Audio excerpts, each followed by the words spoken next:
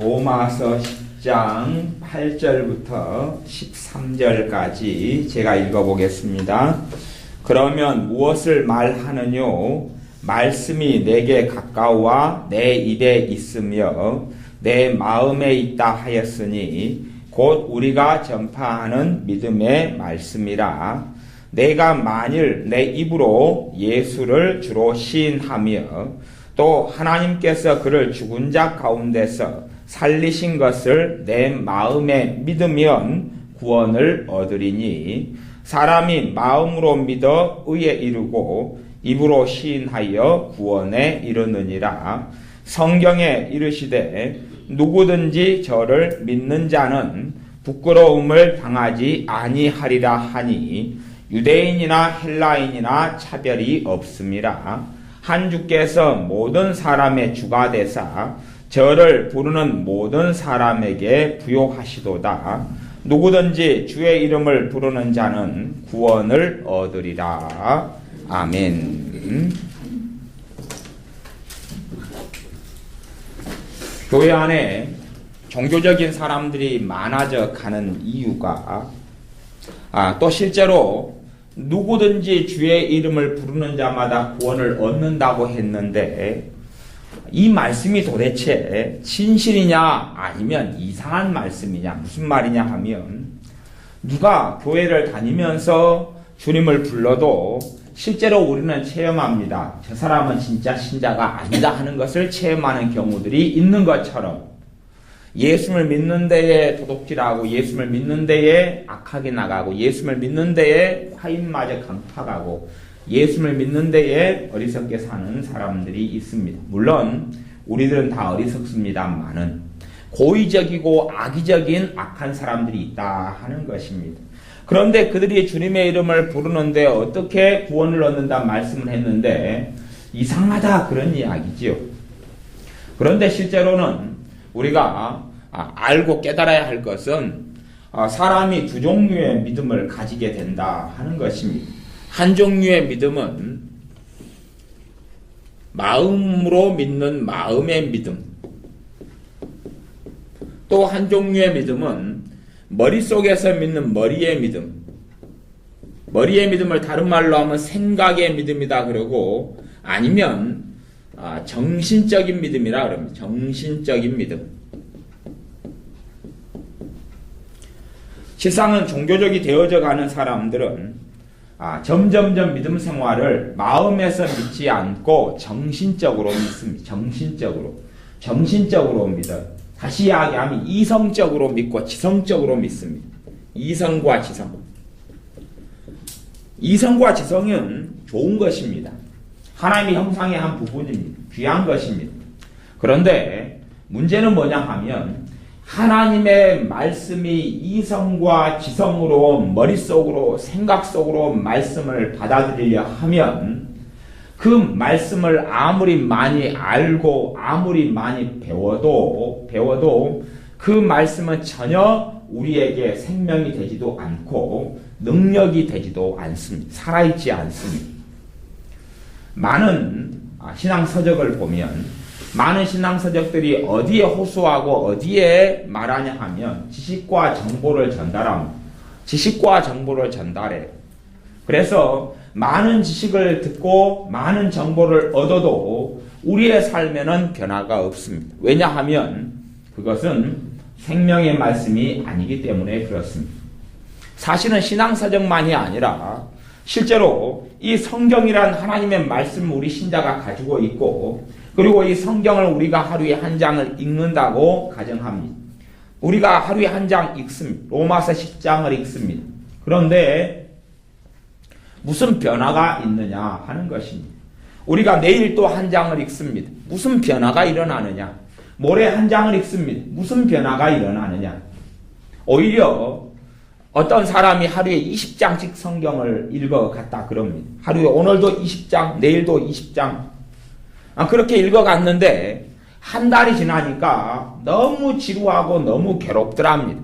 그래서 한 달을 20장씩 읽다가 성경 읽기를 그만두었다 그럽니다. 왜냐하면 이 성경을 읽고 말씀을 읽는 것이 실제로 우리가 다 읽어왔지만, 신앙생활을 하면서 다 우리가 성경을 읽어왔지만, 이 말씀이 우리에게 생명이 되고, 이 말씀이 영혼의 양식이 되고, 이 말씀이 우리의 심령의 은혜가 되고 믿어지기보다는, 말씀은 우리가 당연히 믿는다고 하지만, 그러나 마음속 심령의 믿음이 아니라 지성적인 지식을 점점점 채우는 것이 되기 때문에 사실은 말씀을 통하여 우리는 변화를 체험하지 못합니다. 말씀이 이상이 있는 게 아니고, 말씀이 고장난 게 아니고, 말씀이 문제가 있는 게 아니라, 우리는 이 말씀을 마음으로 받지 않고 끊임없이 머리로 계산하고 생각하고 분석하는 경향이 있기 때문에 그렇습니다. 제가 성경을 분석하지 말아라, 해석하지 말아라는 이야기를 하는 것이 아닙니다. 해석도 필요하고, 지식도 필요하고, 분석도 필요하고, 이해도 필요하고, 연구도 필요합니다. 그런데 그것은 하나님의 말씀을 마음속에 믿고 받아들이기 위해서 필요한 과정이다, 그런 이야기입니다. 단지 머릿속에 체계화를 시키고, 머릿속에 정보화를 시키고, 머릿속에 컴퓨터 파일처럼 하나씩 파일을 깔아놓는 그런 것을 이야기하는 것이 아니다 하는 것입니다. 옛날 신앙서적 가운데 고전들이 있습니다.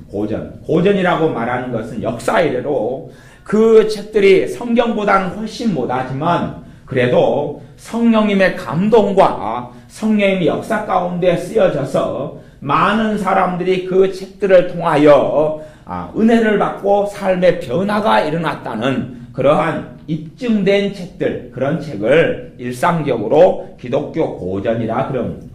그런데 제가 고전들을 읽다가 특이한 것들을 경험했습니다. 물론 저만이 아니라 많은 사람이 경험하는 것이지요. 고전들을 읽다가 경험하는 것 중에 하나는 뭐냐 하면, 어떤 고전은 도무지 이해를 못하겠다 하는 것입니다. 어떤 고전은 이해가 안 된다, 그런 고전을 발견합니다. 이해가 안 된다.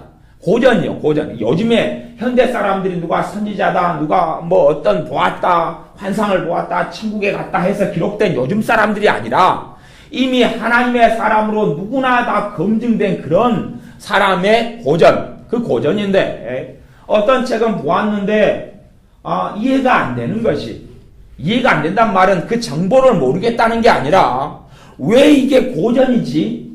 왜 이걸 통하여 사람이 변화될 수가 있지? 이 하나님의 말씀을 해석하고 또한 믿음에 대해서 이야기하는 이 책을 통하여 왜 내게는 변화가 없지? 왜 나는 이렇게 무덤덤하지? 이 저자가 여기서 이야기하는 것에 대하여 왜 나는 특이한 걸 느낄 수가 없지 하는 이상한 점을 발견합니다. 그런데 몇 달이 흘렀습니다. 그리고 제가 은혜가 충만하고 성령 충만한 상태가 됐습니다.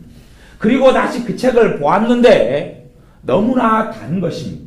몇 달 전에 제가 보았던 책이 아니었습니다. 같은 책인데 제가 은혜가 있고 성령님의 역사가 있으니까 그 책이 전혀 다르게 보였습니다. 다르게 보였단 말은 얼마나 그 책을 통하여 제가 주님을 사모하게 되는지, 얼마나 거기서 소개하는 주님 때문에 제 마음이 떨리는지, 내가 믿음이 성장해 가는 것을 느낄 수 있고, 그런 책에 한 장을 읽었는데 두 장째 읽기가 아깝고 싫더라 하는 것입니다. 무슨 말이냐 하면, 지식적인 책을 볼 때에는 우리가 지성에 호소하고 머릿속으로 책을 읽고 정보를 읽을 때에는 빨리 정보를 습득하고 싶어집니다. 더 많이 정보를 습득하고 싶어집니다. 그리고 빨리 진도를 나가려고 합니다. 그래서 성령님의 역사로 쓰여진 책들은, 물론 요즘의 책을 기준으로 하지 않습니다. 요즘의 책들은 원체 섞인 게 많고 미혹도 많고 이상하게 많고 과장도 많고 자기를 드러내고 알리려는 것들이 많아서 저는 요즘의 책들에 있어서는 신뢰하지 않습니다. 차라리 과거의 무디, 찰스 스펄전, 찰스 피니, 아니면 존 웨슬리, 뭐 이러한 과거의 사람들, 차라리 루터, 그 다음에 칼빈, 그런 과거의 하나님의 사람들에 대해서 책들이 인정하지. 요한 크리스토스톰, 그런 과거의 사람들, 성 어거스틴, 아우구스티누스. 그래서 요즘의 사람들에 대해서는 시대가 지나보고 흘러봐야지 사실은 바르게 알게 될 것입니다. 또 캐드린 쿨만 여사가 신유의 종으로 살았던 쿨만 여사가 있습니다. 쿨만 여사의 책도 어떨 때 제가 보면 너무나 뻔한 이야기를, 너무나 확실한 이야기를, 너무나 그냥 이미 상식적으로 알려져 있는 이야기를 나열하는 것을 겪다가 어느 때는 보면 전혀 다른 것입니다. 어느 때는 보면 전혀 달라요. 도대체 왜 이렇지? 성령 충만할 때는, 또 은혜가 있을 때는 성령님께서 우리의 심령 속에, 마음 속에 역사하셔서 그 메시지를 어디에서 듣게 합니까? 마음에서 듣게 합니다. 마음에서 듣게 하는데, 그렇지 않을 때는 우리는 우리의 지성과 이성과 머리로 살아갑니다. 그래서 머리로 믿는 지성의 믿음, 머리로 믿는 정신적인 믿음은 능력이 있습니까? 없습니까? 아무런 능력이 없습니다. 누구든지 주를 부르는 자마다 구원을 얻는다는 말씀은 진리입니다. 그런데 여기서 말씀하는 것은 어디에서요 주님을 부릅니까? 마음에서 부르는 사람은 구원을 받습니다. 그런데 많은 사람들은 어디에서 주님을 부르냐 하면 지성에서, 이성에서, 지식에서, 정신에서 주님을 부릅니다. 다시 이제 읽었던 말씀 로마서 10장 8절부터 다시 봐보겠습니다. 무슨 이야기를 본문이 하고 있는지. 그러면 무엇을 말하느뇨? 말씀이 내게 가까워 내 입에 있으며 내 마음에 있다. 말씀이 어디에 있다고요? 마음에 있다. 말씀이 마음에 있다. 17절로 넘어가 보겠습니다. 그러므로 믿음은 들음에서 나며 들음은 그리스도의 말씀으로 말미암았느니라. 믿음은 들음에서 나며 들음은 그리스도의 말씀으로. 그리스도의 말씀이 어디에 있다고요? 마음에 있다. 마음에 있다. 우리의 삶이 정신적인, 지성적인, 지식적인 신앙의 삶에서 마음의 신앙과 믿음으로 바뀌어야 됩니다. 하나님은 영이시니, 우리 주님께서 하신 말씀, 하나님은 영이시니 하나님께 예배하는 자는 신령과 진정으로 예배할지니라. 이제 요즘 번역식으로 이야기하자면 신령은 스피리트, 영과, 진정은 트루스, 영과 진리로 예배할지니라. 하나님은 영이시니 하나님께 예배하는 자는 영과 진리로 예배할지니라. 제가 인용을 싫어하는데 믿음의 거장 가운데 케네스 해긴 목사님이 영이 무엇이냐에 대해서 잠깐 우리에게 정의를 내려주었어요. 영이 무엇이냐 하면 영은 마음이고 마음은 영이다 그랬어요. 그냥 그 복잡한 책이 있어요. 복잡한 책은 제외하고 간단하게는 영은 마음이고 마음은 영이다 그렇게 이야기했어요. 우리가 영이 무엇이냐 그러면 영은 사람의 중심에 있는 거예요. 영혼, 육, 사람의 중심이에요. 중심인데 사람의 중심의 본질의 가장 안에 영이 있고, 그래서 어떤 면에서는 영과 마음이 소통했다 그렇게 생각해도 되고, 아니면 사람의 중심에 마음이 있기 때문에 마음의 깊은 것, 오히려 나도 모르는 내 마음의 깊은 것이 존재하는 것처럼 내 마음의 깊은 것 그 전체가 다 영이다 말할 수 있어요. 내가 정말로 내 마음에서 원하는 것, 하나님께서는 우리의 정신의 소원이나 이성의 소원이나 내가 생각하는 것이 아니라 우리의 마음의 소원을 만족해 주신다고 말씀합니다. 사람은 대부분 기도를 할 때에 습성적으로 기도하는 사람들은 정신적으로 기도합니다. 정신적으로 기도해요. 정신적으로 기도합니다. 이 정신의 신앙, 마음의 신앙, 이성의 신앙, 마음의 신앙, 영의 신앙, 영의 믿음, 이성의 믿음을 지금 이제 네 번째 집회 시간인데 어제 저녁 빼고 지금 세 번째 해오고 있어요. 세 번째. 무엇이냐 하면 바꾸라는 것이죠. 턴하는 건 쉽지 않아요. 이 지식의 믿음으로 갖고 살아가는 사람들은 사실은 그 사람들이 질문하는 것이 뭐냐 하면 믿음이란 무엇인가가 도저히 이해가 안 된다. 믿음은 도대체 무엇이냐 하는 질문을 하게 됩니다. 사실은 그렇습니다. 지식으로 믿는 사람은 믿음이 무엇인지를 알기가 너무나 어렵습니다. 머리로 사는 사람들은 믿음이 무엇이냐 여기에 혼란을 느낍니다. 왜냐하면 믿음은 말씀으로 말미암는데 말씀이 마음에 있어야 그 말씀을 양분 삼아서 그만큼 믿음이 나타나기 때문에 그렇습니다. 가령 주님이 가령 제가 어떤 집사님에게 주님이 지금 집사님과 함께 하십니다. 함께 하신 줄을 믿으십니까? 그러면 한 템포 늦춰서 예 그렇지요 목사님. 그렇게 한 템포 늦춰서 이야기하시는 분은 알 수가 있습니다. 그 사람은 어디에서 대답했다는 것을요? 머릿속에서 대답했다는 것을. 왜? 머릿속에서는 확신이 나오지 않고 큰 담대함이 나오지 않기 때문에 그렇습니다. 그런데 지금 주님께서 집사님과 함께 하십니다. 할 때 아멘 그렇지요 하는 사람들은 그 마음에 그 말씀이 있기 때문에 아니면 성령의 임재가 있기 때문에 그랬을 수도 있어요. 어찌됐든 마음속에 말씀이 있어서 마음에서 믿어지기 때문에 아멘 그러는 것입니다. 즉각적으로 말이 나옵니다. 즉각적으로 즉시로 그렇지요 맞지요 하나님이 집사님을 사랑하십니다. 그러면 그러지요 맞습니다. 그런 사람은 머리에서 지성적으로 믿고 그렇습니다. 옳습니다. 제가 그걸 잊었군요. 마음에서 믿음이 북돋아 올라오기 때문에 그렇습니다. 하나님은 영이시니 예배하는 자가 신령과 진정으로 영과 진리로 진리는 하나님의 말씀으로 예배해야 된다 그런 이야기입니다. 하나님의 말씀 진리의 하나님의 말씀에 입각해서 하나님께 예배하는 사람 또 하나는 영에서 두 가지로 해석할 수 있습니다. 하나는 그 영이 성령님, 하나는 우리의 영. 근데 예배하는 사람이 주체가 되니까 그래서 제가 보기엔 후자, 전자도 맞고 후자도 맞을 수 있는데 좀 더 후자에 가깝다고 보아요. 내 진심 어린 마음, 그렇죠. 그래서 마음을 다하고 뜻을 다하고 성품을 다하고 힘을 다하여 마음을 다하여 주 너의 하나님 여호와를 사랑하라. 마음을 다하여 그에게 예배하고 경배하라. 그랬죠. 똑같은 이야기다 그 말이에요. 마음을 다하는 것이 영으로 예배하는 것이죠. 마음을 다하여 예배하는 것과 영으로 예배하는 것이 같은 것이. 그런데 사람들은 마음을 다하여 예배하지 않습니다. 이제 우리가 주기도문을 주님께서 가르쳐 주셨습니다. 그런데 주기도문을 많이 하는 사람들이 열매를 거둔 사람도 있고 열매를 못 거둔 사람도 있습니다. 주기도문에 많이 주기도문을 기도해서 주기도문 운동도 있어요. 주기도문 운동 본부도 있습니다. 주기도문을 10,000번 하고 5,000번 했을 때에 하나님께서 주기도문대로 큰 은혜를 베풀어 준 간증들이 인터넷에 찾아보면 꽤 볼 수 있을 것입니다. 그리고 제가 기독교 서점을 가면 기독교 서점에가 주기도문 스톱워치는 아니 주기도문 계측기를 팝니다. 그래서 제가 주기도문 계측기를 선물도 좀 해주고 그랬어요. 주기도문 계측기는 뭐냐 하면 주기도문을 한번 암송하면 스톱워치를 그 계측기를 한번 누르면 1 그리고 올라갑니다.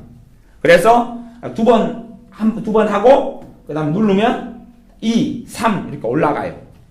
그런데 어떤 사람, 두 종류의 사람이 어떤 사람은 주기도문을 지루하고 고루하게 하다가 너무 지루하고 고루하고 열매가 없어서 그만두는 사람이 있고 어떤 사람은 주기도문을 계측기를 사용해 하다가 은혜를 받고 성령 충만을 받고 회개가 터지는 사람이 있어요.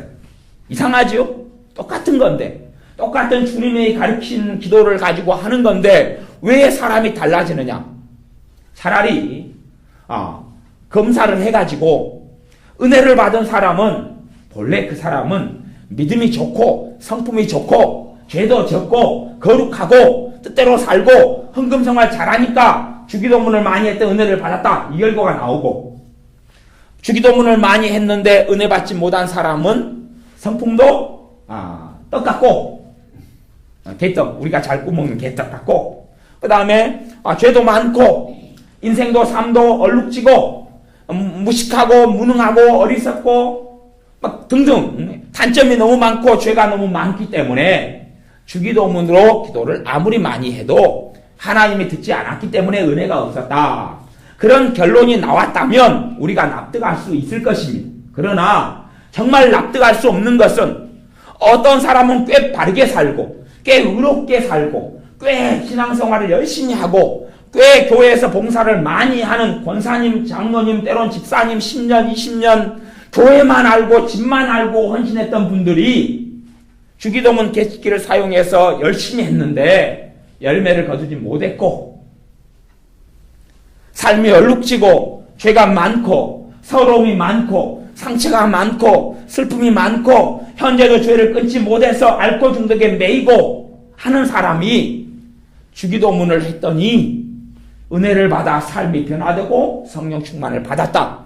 문제는 이런 일들이 이런 각기 다른 일들이 많이 벌어졌기 때문에 답이 없는 것입니다. 그래서 이상한 신비에 속해버리고 마는 것이 하지만 그것은 신비가 아닙니다. 그건 신비가 아닙니다. 신비가 아니고 왜 그러냐 하면 은혜를 받은 사람은 주기도문을 처음에는 정신적으로 처음에는 머릿속으로 하겠지요.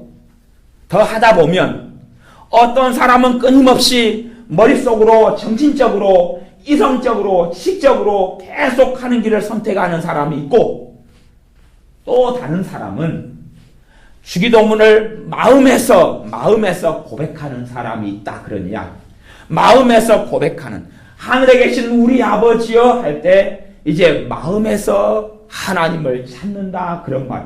마음에서 하나님을 아버지로 믿어지고 믿고 믿는 마음으로 아버지여 라고 부르는 것이 하나님의 뜻이 하늘에서 이룬 것처럼 땅에서 이루어지이다. 땅이 어딥니까? 우리의 삶, 내 가정, 대한민국 땅에 내가 사는 지역의 땅에 서울에, 여수에, 광주에, 부산에, 마산에, 창원에 그리고 아프리카에, 중동 지역에, 중국에, 북한에 그렇게 원하는 것입니다.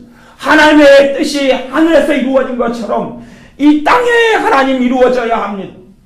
마음에서요. 내게 죄지은 사람을 내가 용서하오니 우리 죄를 용서해 주옵소서. 우리에게 죄지은 사람을 우리가 용서합니다. 그리하오니 우리의 죄를 용서하여 주옵소서. 마음에서 이제 하기 시작합니다. 그때에 마음의 기도를 들으시는 하나님께서 그의 아버지께서 그에게 응답하시기 시작하시는 것입니다.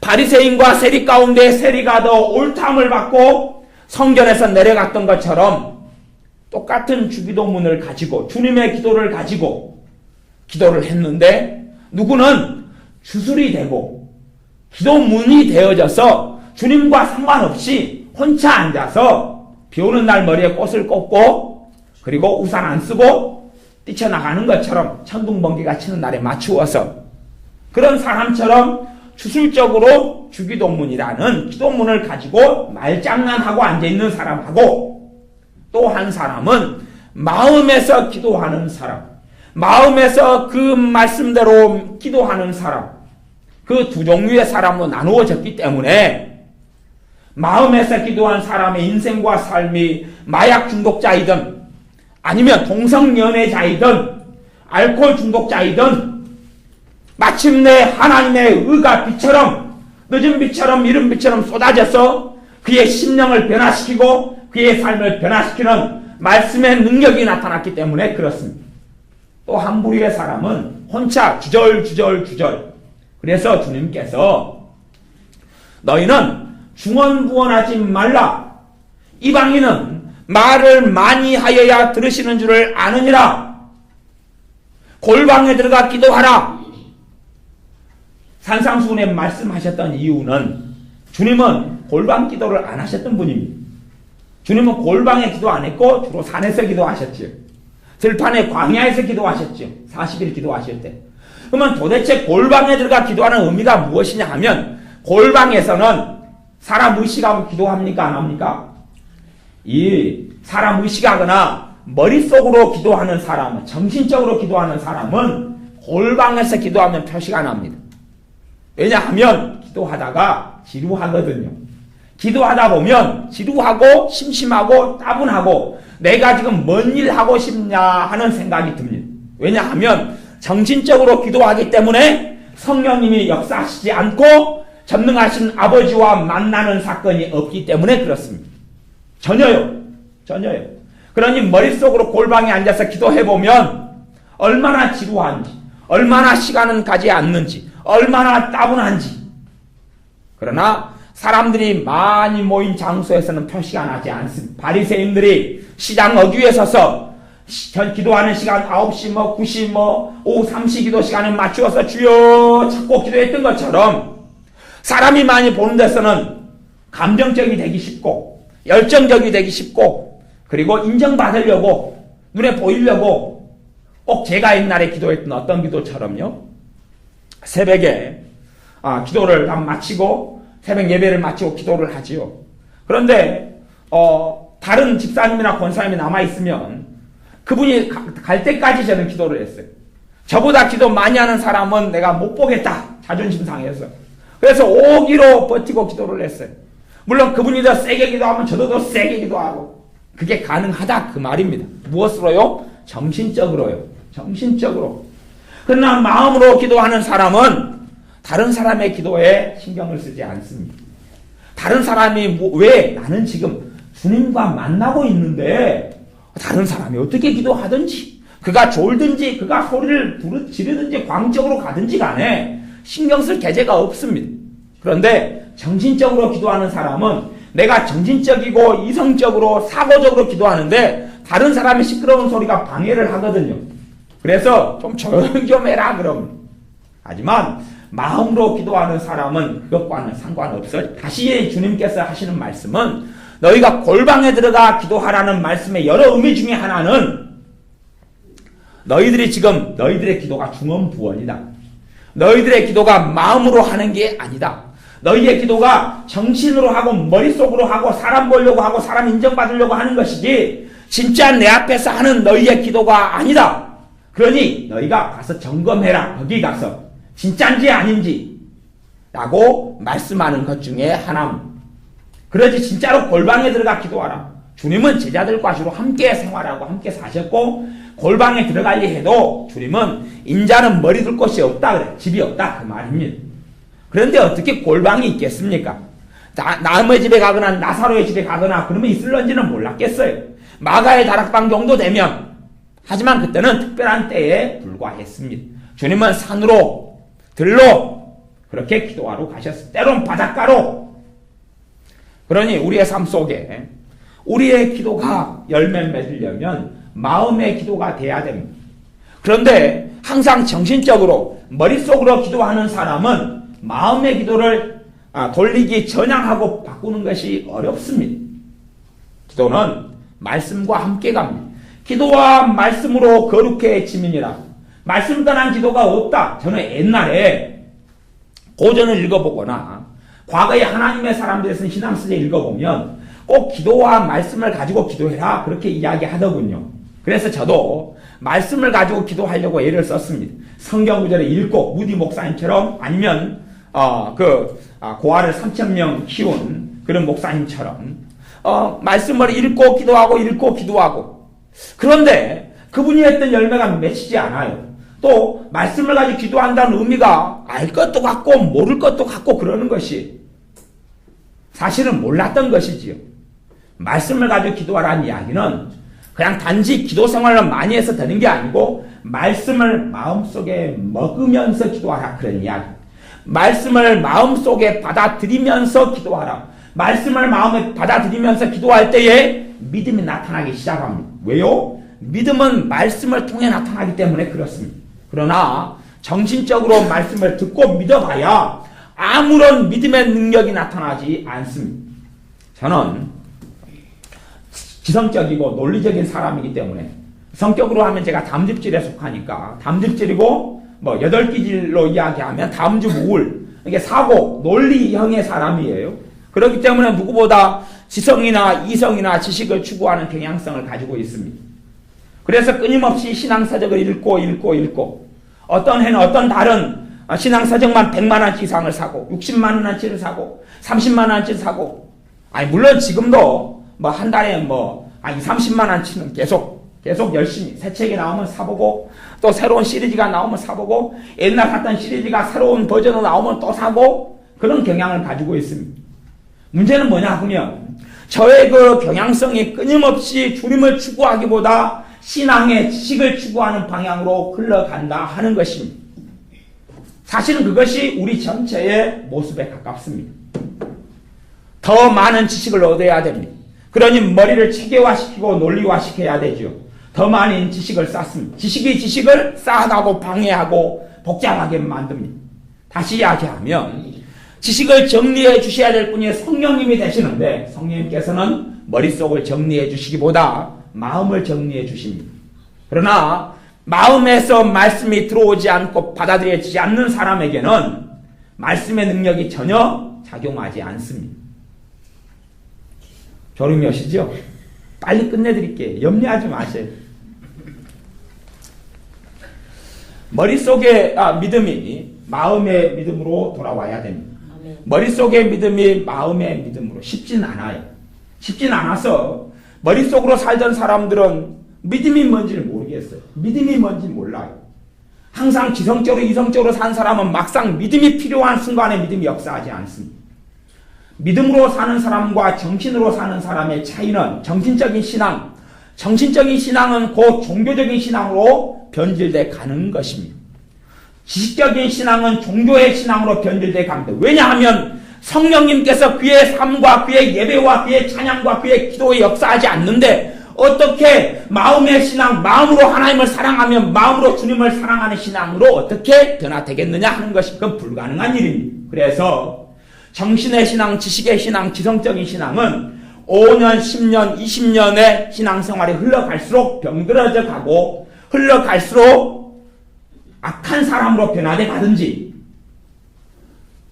신앙생활이 흘러갈수록 내가 큰 문제가 있는데 어떻게 해결해야 될지 모르겠다 하는 사람으로 나누어져 갑니다.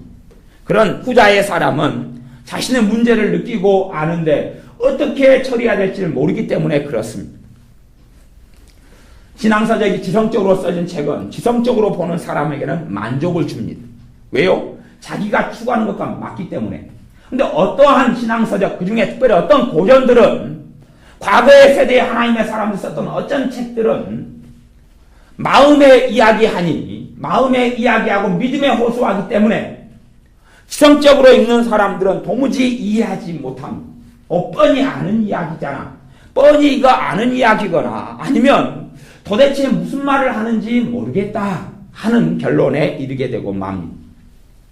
가령 토머스 아 캠피스의 그리스도를 본받아라는 책이 있습니다. 그 책을 제가 읽을 때에 여러 차례에 걸쳐 읽었는데 한 번 읽을 때는 너무나 그 책이 달고 귀하고 은혜가 되었습니다. 그때는 제가 성령 충만했을 때. 그런데 시기가 지나서 은혜를 많이 까먹고 이랬을 때 내가 은혜를 회복하고 싶어서 과거에 주님을 만나고 은혜를 받았던 신앙서적인 토머스 아 캠피스의 그리스도를 본받아라는 책으로 돌아갔습니다. 내가 이 책을 읽다가 회개가 일어나고 내가 이 책을 읽다가 은혜를 받았으니 믿음이 성장했으니 지금도 그게 가능하지 않을까. 그리고 읽었는데 아무런 감각이 없었고 냉랭했고 지루했고 고루했습니다. 그냥 제 눈에 보기에 나중에 제 눈에 보기에는 왜 성경을 이렇게 짜집게 해가지고 놔두었을까. 성경 이 구절 저 구절 갖다가 섞어놨구나 하는 정도의 감각만 느꼈을 때가 있었습니다. 그런 것처럼 사실은 신앙서적이나 고전을 떠나서 문제는 말씀이 문제입니다. 이게 문제입니다. 이 말씀이 문제. 말씀을 읽는데 뻔한 스토리구나. 아는 이야기인데 제가 사복음서에 있다 보면 항상 많은 장에 걸쳐서 반복적으로 나오는 말씀이 있습니다. 그것은 우리 주님의 순환 사건입니다. 우리 주님의 고난의 사건이. 주님의 고난의 사건은 한 장이 아니라 2장, 3장, 4장에 걸쳐서 있습니다. 주님이 재판장에 서시고 접혀가시고 겟세마네 동산에서 기도하시고 십자가에 달리시고 하는 그 사건, 아니면 주님께서 고난당하시는 그 일주일의 사건, 종려나무 환영하고 했던 사건부터 해서 그 일주일의 사건, 내 성경에 사복음서의 대다수가 할애되어 있습니다. 그걸 읽으면서 너무 지루한 것이에요. 골고다 언덕 올라가는 사건이 마태복음 보아도 있고 마가복음 보아도 있고 누가복음 보아도 있고 요한복음 보아도 있고 너무 지루한 거예요. 뻔한 스토리예요. 뻔한 스토리예요. 그래서 어느 때 제가 성경 읽을 때는 그 부분은 너무나 잘 알아서 넘어갔어요. 대강 슬렁. 그리고 특이한 게 없는가? 특별한 게 없는가? 대단한 게 없는가? 내가 미처 발견하지 못했던 게 없는가? 그리고 살펴보는데 시간을 투자합니다. 왜냐하면 지식으로 머리로 성경을 보기 때문에 그렇습니다. 이 말씀이 하나님의 말씀이고 하나님의 생명인데 여기에선 도무지 문제는 제가 주님을 발견할 수 없다는 사실입니다. 이 성경을 읽는 시간에는 왜 지루하고 왜 잠이 오고 왜 고루한지 왜 따분한지 그리고 하루에 정해진 목표량을 채워야 내가 그래도 믿는 사람 같으니까 2장, 3장 해마다 제가 예전에 했던 연례 행사는 뭐냐 그럼 해마다 성경 읽기표를 사오는 것입니다. 해마다 성경 읽기표를 사서 나눠주는 것입니다. 그러다가 제가 존경하는 마틴 로이 존스 목사님이 맥체인 성경 읽기표로 성경 읽기 했다 그러니까 어느 해부터는 맥체인 성경 읽기표가 도대체 무엇이냐 그걸 좀 구해야 되겠다. 그리고 몇 년을 보내다가 어느 때 부흥과 개혁사에서 맥체인 성경 읽기표를 번역해가지고 냈어요. 와 발견했구나. 그리고 많이 구해가지고 나눠주고 보고 읽기표를 가지고 읽고 심지어 노인네들 못 읽으니까 맥체인 성경 읽기표를 아주 크게 만들었어요. 제가 크게 만들어서 달로 만들었어. A4지를 반반 나누어서 1월, 2월 그렇게 만들어서 지금도 제 파일 안에 컴퓨터에 제가 만든 게 있어요. 나이 든 분들은 그 큰 걸로 한 장으로 된 게 아니라 그 A4지로 6장으로 이루어진 그래서 만든 걸 써서 그걸로 하도록 매년마다 성경 읽기표를 사가지고 와서 잘 하려 그러지. 그런데 안 되는 것입니다. 때로는 체크를 다 하지요. 체크를 다 합니다. 체크 다 하고 맥체인 성경 읽기표에 따라서 다 읽지요. 그런데 저는 똑같습니다. 그런데 저는 변화가 없습니다. 제가 변화가 없다는 이야기는 주님과 저와의 관계에서 그것이 변화를 주지 않더라 하는 이야기입니다. 도대체 하나님께서 거짓말을 했느냐 제가 거짓말을 하고 있느냐 하는 것입니다. 하나님이 거짓말을 했느냐 하는 이야기는 뭐냐 하면 하나님의 말씀은 살았고 운동력이 있어. 그랬는데 왜 제게는 살지도 않고 운동력도 없고 홍과 영과 및 관절과 골수를 찔러 쪼갠다 했는데 쪼개지기는커녕 그 쪼개는 능력이 저한테 와서는 잠이 쏟아지느냐 하는 것입니다. 잠적으로 말씀의 능력이 변화되었느냐? 그래서 하나님이 거짓말을 했느냐? 디모데 후서에 히브리서에 아니면 제가 이상이 있느냐? 그리고 잘못 생각했을 때는 다 성경 읽는 게 이렇지. 다 이것이 성경 읽는 바른 것이지 하고 착각했을 때도 있습니다. 그러나 사실은 하나님이 거짓말한 게 아니라 말씀은 8절 로마서 10장 8절 그러면 무엇을 말하느냐? 말씀이 내게 가까워 내 입에 있으며 내 마음에 있다 하였으니 곧 우리가 전파하는 믿음의 말씀이라. 전파를 하는데 무슨 말씀을 전파한다 그럽니까? 믿음의 말씀을 전파한다. 그럼 믿음의 말씀을 전파한다. 그건요 성경 66권을 이야기하고 있는 것입니다. 이 사도들이 복음을 전파할 때 이 복음이 단순하게 예수님께서 이 땅에 오셨다, 십자가에 죽으셨다, 부활하셨다만 복음의 내용이 되는 게 아닙니다. 우리는 알고 있습니다. 로마서를 로마 교회에 쓰면서 너희에게 다시금 복음을 전한다 하면서 로마서 1장부터 마지막 장까지의 내용이 전체 복음 속에 들어가는 내용인 줄을 성경 공부 좀 하거나 아니면 강의 좀 듣는 사람은 알고 있습니다. 로마서 전체의 내용이 복음의 토탈 전체의 내용을 이야기하고 있는 것인 것을 그런 것처럼 말씀을 전하는 그 복음이 때로는 구약을 통해 우리 주 예수님을 전하고 제사 제도를 통해 예수님을 전하고 하나님의 살아계심과 우리 주 예수님께 돌아와야 됨을 전하고 주님께서 우리의 대속자와 중보자가 구주가 주님이 되시는 걸 전하는 이 믿음의 말씀, 이 총체적으로 믿음의 말씀을 전하는데 이건 믿음의 말씀이다 그러는 것입니다. 믿음의 말씀 내 마음에 있다. 무엇이요? 믿음의 말씀이. 믿음의 말씀이 우리 마음속에 있어야 그때에 성령님은 역사하십니다. 성령님은 그때에 역사하십니다.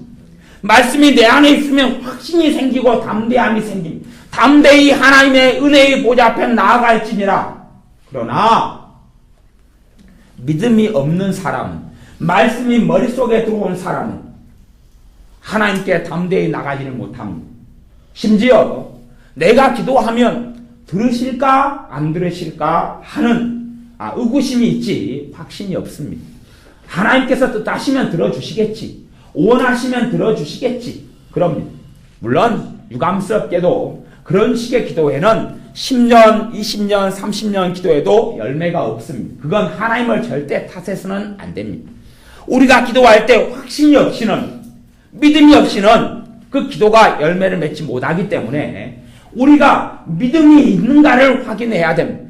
너희가 믿음에 거하는가 너희 스스로 확증하라, 너희를 살펴라라고 말씀은 이야기합니다. 내가 정말 믿음 가운데 있는가를 확증하고 살펴야 됩니다. 다시 그 다음에 말씀요.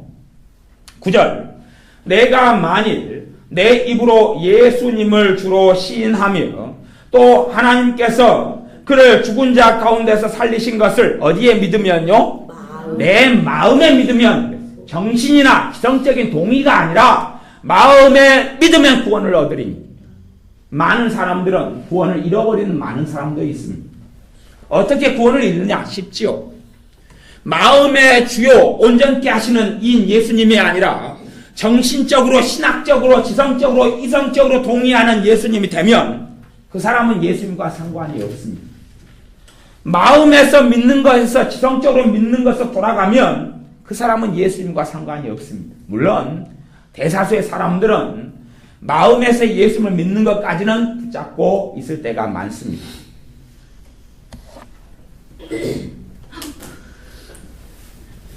정신을 차리시는 게 빨리 끝내준다니까요. 이제 말씀 2시간밖에 안 남았어요. 2시간 남았는데. 중요한 이야기를 하고 있거든요. 다음에는 또 안전하기 쉽거든요.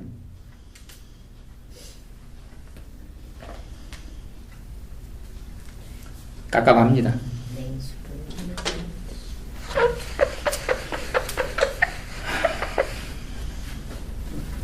설교를 한 번, 두 번, 세 번 듣는다 해서 제가 말씀을 전하면 흐름에 따라 전하는 것은 제가 우리 교회에서도 이 부분을 계속 가르치면 한참 이제 한 번 들으면 못 알아들으니까 느끼는 게 그거예요.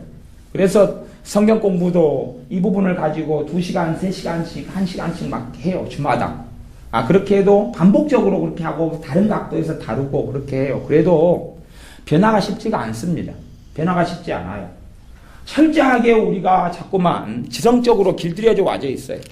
신앙생활을 지성적으로, 이성적으로 하는 게 길들여져 왔어요. 한국교회는. 그래서 내 머리를 채우려고 사람들은 성경 공부를 더 많이 원합니다. 성경 공부를 더 많이 원해. 머리를 채우려고. 그렇기 때문에 신천지 같은 데서 무료 성경 공부를 한다 그러면 거기에 쏙 쏠려 들어가는 거예요. 더 체계적으로, 더 논리적으로, 더 이성적으로 내가 더 이해할 수 있도록 가르쳐 주겠지.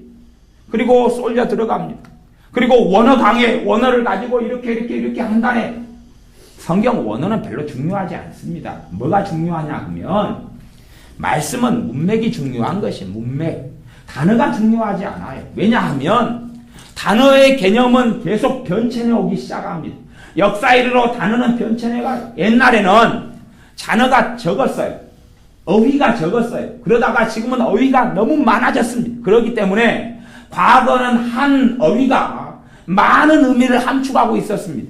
하지만 지금은 한 언어가 많은 의미를 함축하기보다는 적은 의미를 함축하는 경우가 있습니다. 이것이 아주 복잡하게 막 얽혀있고 흘러갑니다. 그렇기 때문에 한 단어의 의미는 문장 속에서 결정이 됩니다. 배라는 단어가 있으면 그 배가 무슨 배를 의미하는지는 문장이 있어야 돼요. 앞뒤 문장이 있어야 됩니다. 앞뒤 문장.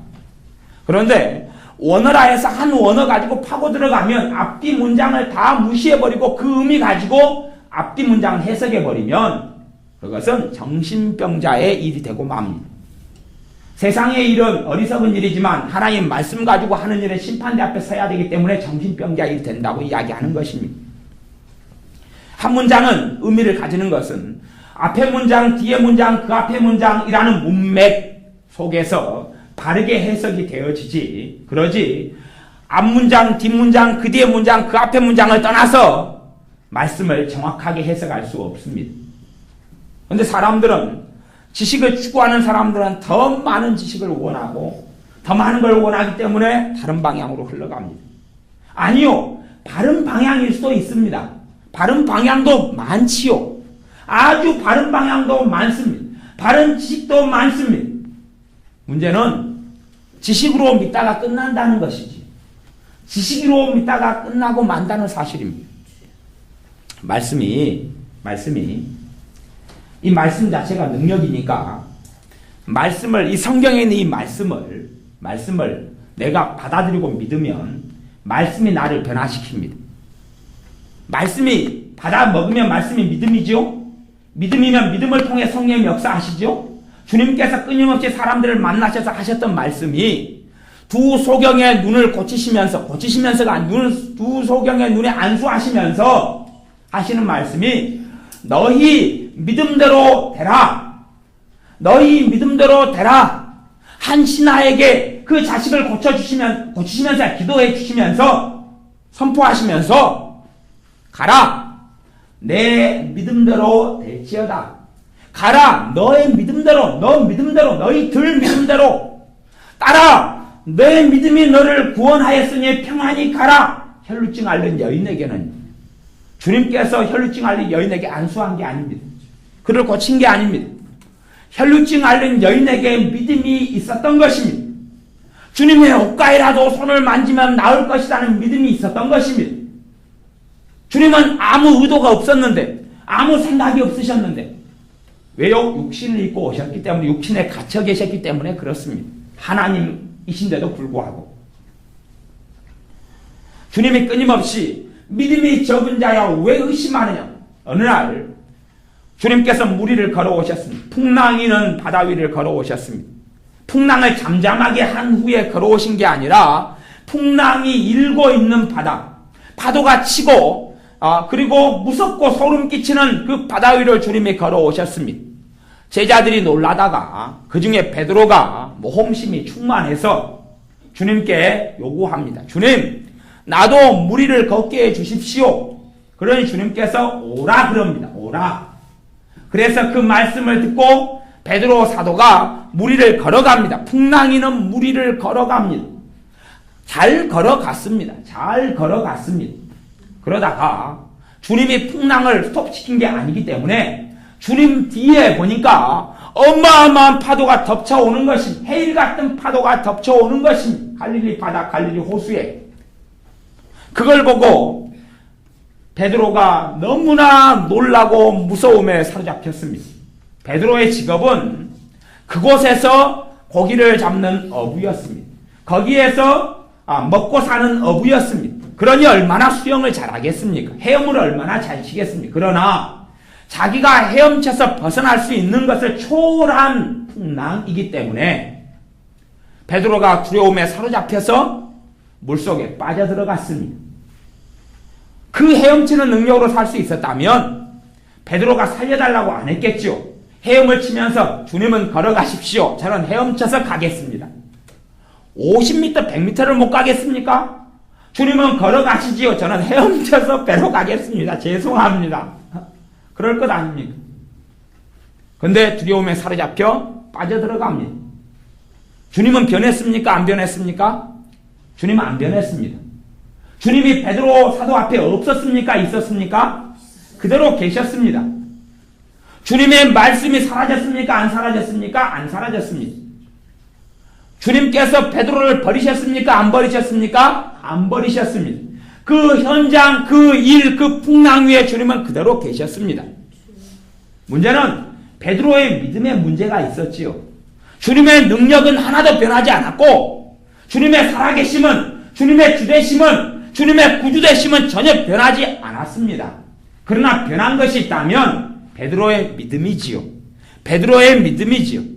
그리고 베드로는 물속에 빠져들어갔고 주님께서 베드로에게 한 소리 하셨습니다. 믿음이 적은 자여 왜 의심하느냐? 믿음이 적은 자여 왜 의심하느냐? 베드로의 의심이 무엇을 사라지게 했습니까? 믿음을 사라지게 했습니다. 그리고 물속에 빠져들어갔습니다. 그렇기 때문에 우리가 성경을 볼 때 베드로 전서와 후서를 보면 믿음 이야기를 꽤 하고 있는 것을 봅니다. 베드로 사도의 화두 가운데 베드로 사도의 묵상의 제목, 베드로 사도의 고민점 중에 하나가 이제 뭐였겠습니까? 믿음이 무엇이냐 하는 것이죠. 그러니 믿음을 누구보다도 깊이 있게 잘 알게 된 사람이 됩니다. 우리가 믿음을 배우려면 믿음 있는 사람한테 가야 믿음을 배웁니다. 지성적인 사람, 지성적인 설교를 끊임없이 하는 사람에게는 지성을 충족시킬 수가 있습니다. 하지만 그들의 설교와 그들의 가르침을 듣다 보면 우리의 믿음은 사라지고 지성적으로 이성적으로 변해갑니다. 그래서 제가 추천하고 싶은 믿음의 사람 가운데 한 분이 케네스 해긴 분 같은 분, 케네스 해긴이라든지 캐드린 쿨만이라든지 아니면 스미스 위글스워스라든지 그런 믿음의 사람들의 책들이나 글들을 열린 마음으로 믿음으로 읽었으면 좋겠습니다. 대신 사람의 글은 완벽하지 않습니다. 그러나 그들의 글과 그들의 가르침이 많은 경우 제가 느끼기에 성령님의 역사로 쓰여져 있기 때문에 우리의 믿음을 성장시키기 시작합니다. 그러나 우리가 지식으로 본다면 얻을 게 없습니다. 제가 케네스 해긴 목사님의 책을 옛날부터 다 보았고 2번도 보고 3번도 보고 그런 책이 많습니다. 그런데 어떤 책들이 있다 보니까 문제가 생겨요. 어떤 문제가 생겼냐 하면 뻔한 이야기인데 아니면 어떤 내용에 있어서는 이해가 안 된다. 이게 무슨 말일까? 이 저자가 이 케네스 해긴이라는 이 하나님의 사람이 도대체 무슨 이야기를 하고 있지? 무슨 이야기를 하고 있을까?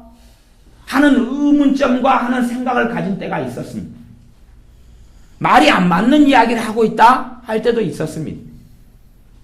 시간이 흘러가서 다시금 이 머리가 아니라 마음으로 보기 시작할 때에 제게 믿음이 더 생겨나는 것을 봅니다. 믿음의 말씀들을 통하여 믿음이 생겨나는 저 자신을 보게 됩니다. 우리가 하나님의 말씀, 이 성경은 다 믿음의 말씀입니다. 믿음이 아니고서는 이 말씀의 능력을 체험할 수가 없습니다. 머릿속에 받아서는 이 말씀은 우리가 학자는 될 수 있을지 모르겠습니다. 신학자가 될 수도 있고 심지어 박사가 될 수 있을지도 모르겠습니다만은 주님께서는 너가 얼마나 알았느냐, 너가 얼마나 라틴어, 아람어, 히브리어, 헬라어, 원어를 얼마나 알았느냐, 성경 66권을 얼마나 암송하고 있었느냐, 66권의 성경 제목이라도 너가 아느냐, 그런 것을 묻지 않으실 겁니다. 그리고 너가 내 말씀을 몇 절이라도 믿다가 왔느냐. 우리가 과수나무를 하나 심으면 그 나무가 고목이 될 때까지, 그 나무가 쓸모 없어질 때까지 해마다 열매를 주렁주렁 맺을 것입니다.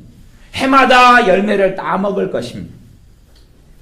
하나님의 말씀 하나를 내가 믿으면 그 말씀을 통하여 날마다, 월마다, 주마다, 해마다 주님께 갈 때까지, 주님이 오실 때까지 열매를 따먹을 수 있을 것입니다.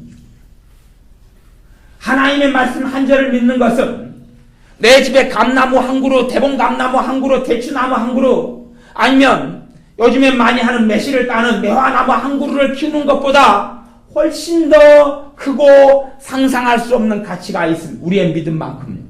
그러나 대부분의 신자들은 말씀 한 구절 제대로 믿고 있지 못합니다. 겨우 믿는 정도는 뭐냐 하면 예수님이 나의 구주이시다 정도. 그 정도. 사실은 기도에 대한, 기도 응답에 대한 말씀이 66권에 가득 차 있어도 그 중에서 한 절 믿는 사람은 찾아보기 어렵습니다. 기도는 열심히 합니다. 새벽에 나가서 열심히 하고 체라도 합니다. 자신에게 기도 응답에 대한 말씀이 들어있는가를 확인해야지요. 내게 그 말씀에 대한 믿음의 쥐꼬리만큼이라도 있는가를 확인하는 게 급선무가 됩니다. 그런데 그건 절대 확인하지 않습니다. 한국은 얼마나 샤머니즘이 발달했습니까? 얼마나 한국은 유교적인 게 발달했습니까? 얼마나 종교성이 발달했습니까? 그러니 신앙과 종교성을 짬뽕합니다. 그리고 열심히만 하고 많이만 하면 될 줄 압니다. 열심히만 하고 많이만 하면 될 줄 압니다. 저는 어찌됐든 간에 조영기 목사님이라든지 최자실 목사님이라든지 참 귀한 분이라는 것을 알고 있습니다. 왜냐하면 그분들의 귀한 이유 중에 하나는 그분들은 믿음의 사람이었기 때문에 그렇습니다. 조영기 목사님의 영적 어머니인 최자실 목사님, 여의도 순복음교회를 세운 최자실 목사님은 믿음의 사람이었습니다. 조영기 목사님도 믿음의 사람에 속합니다. 그러니 그들의 입에서 나오는 메시지가 끊임없이 어떤 메시지를 전합니까? 믿음의 말씀을 전합니다. 믿음의 말씀을. 그러니 그 메시지를 듣는 사람들일수록 자꾸 믿음이 생겨나죠. 물론 지금의 조영기 목사님의 메시지에 있어서 제가 말하는 게 아니라 과거에서부터를 이야기합니다. 지금은 모르겠습니다. 지금은 모르겠어요. 근데 과거에서부터 이야기하는 것이 다시 이야기하면 우리 시대가 아니라 과거의 시대에 60년대, 50년대, 70년대, 80년대 때로는 지성적이고 이성적인 신학이 한국교회에 참 많이 들어왔지만 그럼에도 불구하고 과거 시대의 교회의 주된 목회자들은 믿음의 메시지를 거의 공통적으로 전해왔습니다. 부흥사들도. 그렇기 때문에 과거 시대에는 사실은 때로 맹신적으로 맹목적으로 보이는 것처럼 할지라도 믿음이 역사했습니다. 지금은 똑같이 기도해 봅니다. 하지만 믿음이 역사하지 않습니다. 왜냐하면 가방끈이 길어졌고 학교에 가면 끊임없이 지식을 정보를 가르쳐 왔고 훈련되어져서 성경도 끊임없이 지성과 이성으로 읽는 데 익숙하기 때문에 그렇습니다.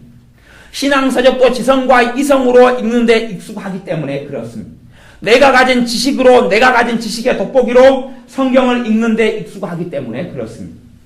그렇기 때문에 더 이상 말씀은 우리에게 힘을 발휘하지 않습니다. 더 이상 말씀은 능력을 발휘하지 않습니다. 그러나 우리가 병들어가는 것을 모릅니다. 마음으로 믿으라고 끊임없이 이야기해도 이제 사람은 또 질문합니다. 마음이 뭔지 모르겠다. 자기 마음이지 누구 마음입니까? 마음이 뭔지 모르겠다. 믿음이 뭔지 모르지 마음이 뭔지 모르지요. 마음이 뭔지 모르겠다. 이제 삶의 중심이 마음이 사람의 영이고 중심이죠. 근데 마음에서 안 살고 지성과 이성으로 판단으로 살기 때문에 그러니 사람은 그걸 겉사람으로 산다 그러는 것입니다. 영으로 살고 마음으로 사는 사람을 속사람으로 산다 그러는 것이고 그러니 내가 철저하게 겉사람으로 이성으로 지성으로 감성으로 살아가는 겉사람으로 사는 중심이 되어지면 내가 나를 속이는 경지에 이르게 됩니다. 그래서 하나님께서 말씀하시기를 너희는 스스로 속이지 말라. 하나님은 만월이 우습게 여김을 받지 아니하신다 그러시는 겁니다. 속이지 말아라고 이야기합니다. 왜요? 스스로 속이고 사는 사람이 너무나 많기 때문에 그렇습니다. 믿음이 있다고 착각하지만 사실은 믿음을 깃털만큼이라도 찾기 어려운데 좁쌀만큼이라도 찾기 어려운데 나는 믿음이 있노라 하고 착각하기는 너무 좋기 때문에 그렇습니다. 주님이 곧 오시는 것처럼 느껴집니다. 그런데 내 믿음을 확인하니 믿음이 없는 것처럼 보여요. 믿음이 없는 게 그때는 좀 드러나요. 그러니 이리 뛰고 저리 뛰고 어쩔 줄 그러다가 위로를 받을 수 있는 일들이 있습니다. 나보다 못한 인간들을 보면, 나보다 못한 신자들을 보면, 나보다 못한 교회를 보면, 이상한 교회를 보면, 이상한 사람들을 보면, 사이비 같은 사람들을 보면 나는 믿음이 있구나. 그리고 이제 위로를 받아버립니다. 그러니 얼마나 편합니까? 와, 저 사람처럼 개떡같이 믿는 것보다는 나는 그래도 기도하려고 애쓰고 나는 그래도 주님을 사랑하려고 애쓰니까 잘 믿고 있는 거지. 이것 말고 얼마나 더 있어. 사실은 내가 믿음이 없는 현주소를 발견하고 그리고 다른 곳으로 가는 것입니다. 저는 송기철 장로님이 말씀을 참 잘 전하신다고 생각하는 부류입니다. 근데 그분이 하는 귀한 일 중에 하나를 제가 인정하는 것은 치유사역 이전에 그분이 자꾸만 믿음의 메시지를 전해. 한국의 믿음의 메시지를 자꾸 전하는 분들은 드물게 있습니다. 믿음을 자꾸 전해. 그게 필요합니다. 우리나라에는 그게 필요합니다. 믿음을 자꾸 전하고 알리는 게 필요합니다. 사람들은 믿음에서 자꾸 떠나면서 어떤 믿음으로 가냐 하면 지성과 이성과 지식의 믿음으로 흘러가면서 그런 사람은 믿음의 메시지를 전해도 저게 뭐냐? 저게 뭐냐? 그럽니다. 무수히 많은 사람이 지식으로 믿습니다. 지성적으로 믿습니다. 누가 병들었습니다. 내 가족이 병들었습니다. 우리 교회 목사님이 병들었습니다. 주의 종인 자기가 병들었습니다. 그리고 주님이 살려줄 걸로 열심히 기도합니다. 그러나 그 믿음은 지성적인 믿음이어서 살아나지 못하고 죽습니다. 능력이 없지요.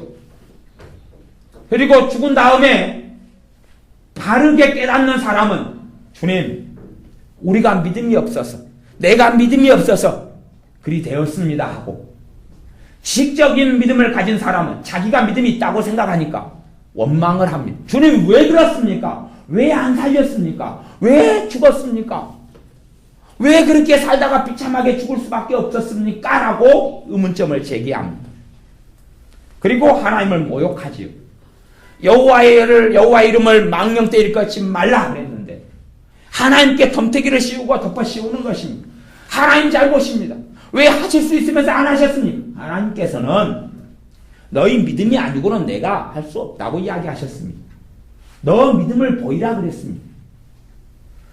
중풍병을 앓고 있는 사람들, 그 병자를, 그 환자를 데리고 올 때에 주님께서 고치셨지요.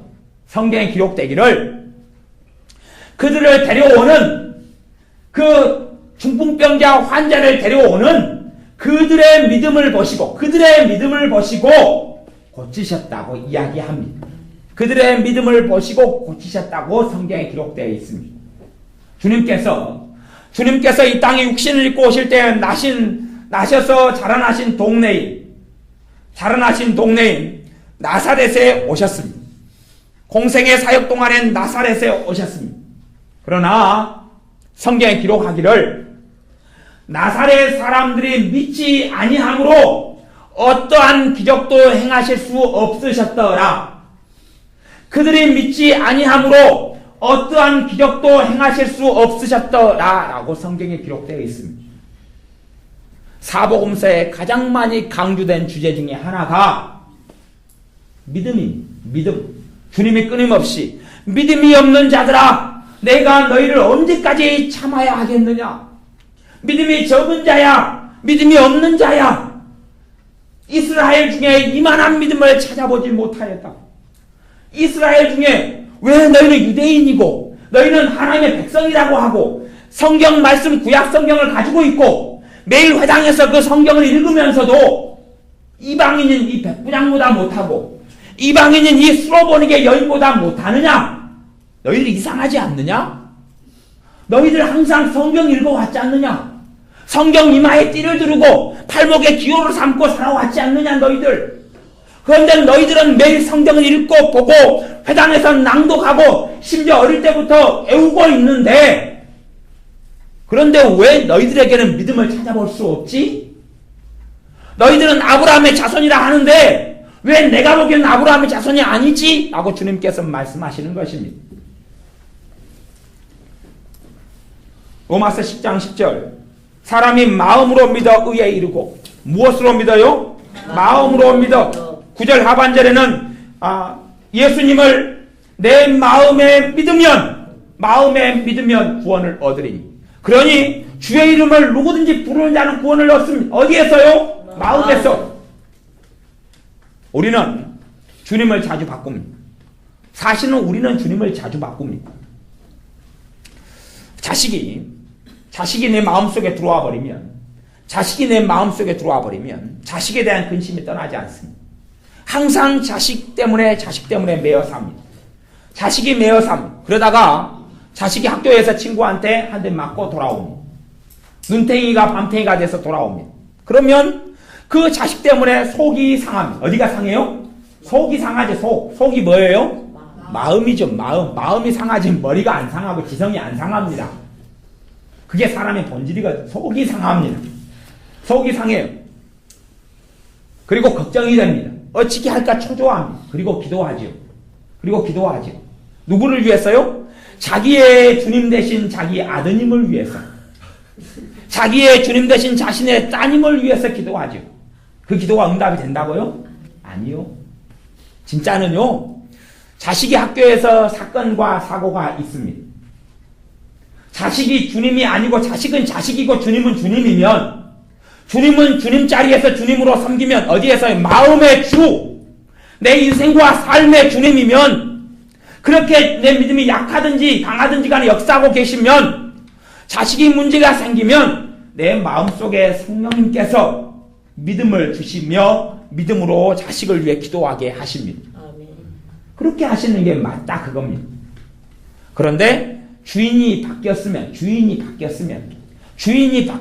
자식하고 주님하고 자리를 바꿔버렸으면, 주님 내려오십시오. 끌어내리고, 오 아드님 올라가십시오. 당신을 위하여 주님을 끌어내려 싸움나이다. 끌어올렸으면 자식인 내 마음을 사로잡습니다.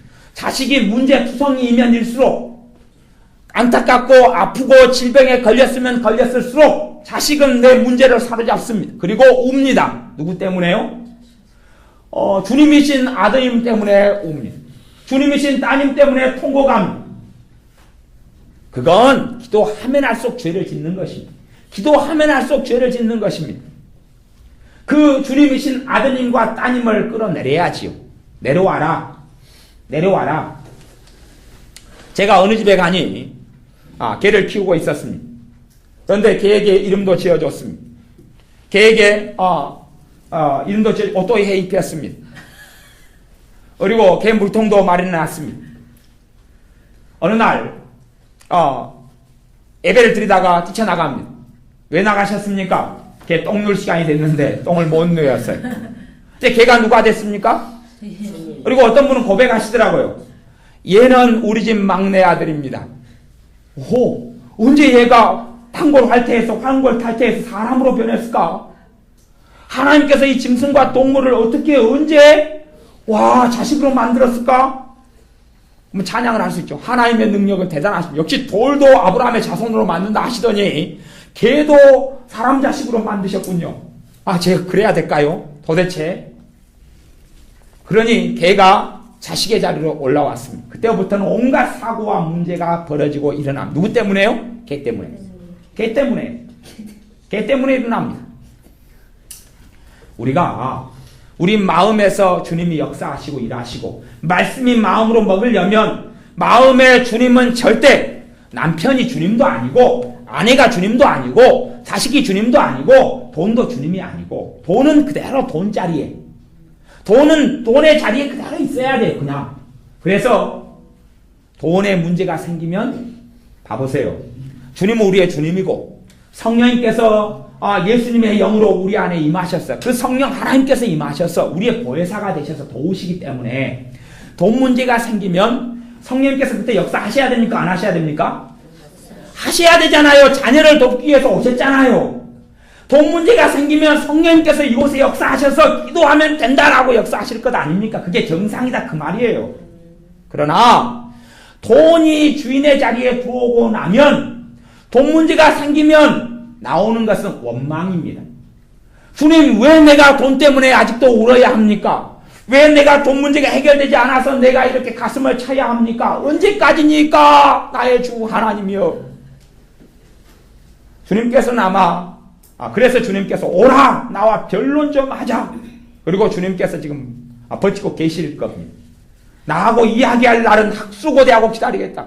내가 너에게 성령을 통하여, 주의 종들을 통하여, 또한 감동을 통하여, 성경 읽을 때를 통하여 내가 너에게 말하고자 하는데 너희는 듣지 않는구나. 그러니 나의 심판대 앞에 와서 나하고 이야기해야 되겠다. 나하고 변론하자. 너의 주님이 누구였느냐? 너가 누구를 주로 삼고 살았느냐? 너 돈이었지 않느냐? 너 자식을 위하여 목숨 바쳐 살았지 않느냐? 너가 한 이야기를 나는 귀로 똑똑히 들었다. 무슨 이야기냐 하면, 아들아, 엄마가 뼈골을 빼서라도 너를 공부를 시키겠다. 너는 공부만 열심히 잘하거라. 엄마가 무슨 짓을 해서라도 너를 공부를 시키고 대학을 보내겠다. 너는 공부만 열심히 하면 돈 문제는 다 어떻게 하더라도 해결하겠다. 그 이야기를 주님이 들었다 그 말입니다. 그 이야기를 들었다 이 말입니다. 너가 자식을 위해 산다고 하는 너 입에서 나오는 말을, 그건 너 뱃속에서 나오는 말인데, 그건 머리에서 나옵니까? 마음에서 나옵니까? 마음에서 나오죠. 그걸 들었는데 너가 내게 변명할 것이 있으면 해보아라. 너 입에서 나오는 믿음의 고백을 들었다. 그 믿음의 고백이 자식에 대한 신앙의 고백을 내가 들었는데 너의 믿음이 어디 있느냐? 너의 믿음이 어디 있느냐? 왜 아브라함이 힘든 삶을 살았는지, 왜 하나님의 사람인 야곱이 힘든 삶을 살았는지 우리는 생각하고 알아야 됩니다. 야곱이 바로왕 앞에서 자신의 간증과 고백을 하기를, 내가 조상들보다 나이가 젊은데 너무나 힘겹고 어려운 삶을 살았습니다라고 고백했습니다.